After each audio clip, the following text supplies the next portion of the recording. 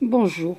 Aujourd'hui, j'aimerais bien vous parler quand j'attends ou qu'est-ce que les coups de téléphone que je reçois des personnes que je vois, quand je vois comment se comportent certains chrétiens, ça fait mal.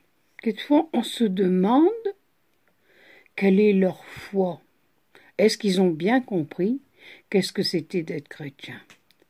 Quand on voit beaucoup de couples qui se déchirent et qui vont à la messe, qui pratiquent, qui disent le chapelet et tout, hein, qui vont à des conférences partout. Et puis, malheureusement, ils ont des scènes de ménage incroyables. Quelquefois, dans l'être humain, il y a une haine qu'on ne peut pas comprendre. Et c'est très dur.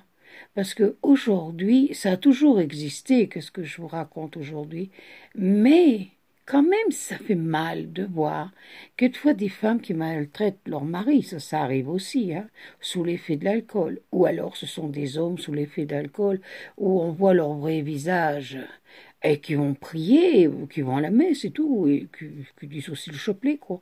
Et il y en a qui vont même se confesser, et puis après, bon, on recommence, quoi, hein. Et alors, c'est la terreur dans la maison. Quelquefois, des mères de famille, elles ont peur de voir leur mari arriver. C'est les, comment dire, les dictateurs. Alors, moi, je me pose une question. Ces gens-là prient, ces gens-là vont à la confession, vont à la messe, se font passer pour de bons chrétiens. Où en est-il, le bon chrétien? Cette terreur. Il n'y a plus de confiance. Une haine. Et puis après, on s'étonne que les enfants ont la même réaction avec leurs parents, soit avec leur père, qu'est-ce qu'ils ont vécu, ou avec leur mère.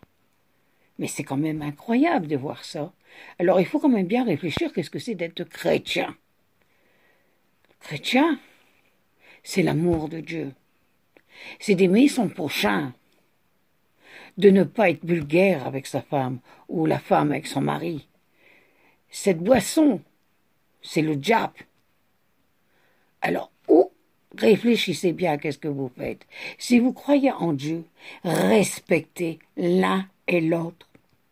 Ça, c'est important. Aimez-vous les uns les autres, mais ne vous tapez pas les uns sur les autres. Il y a la guerre, mais c'est normal. Dans les couples aujourd'hui, bon, il faut quand même dire qu'il y en a quand même 50 à 55% qui sont maltraités. Soit c'est la femme qui est maltraitée, ou c'est l'homme qui est maltraité.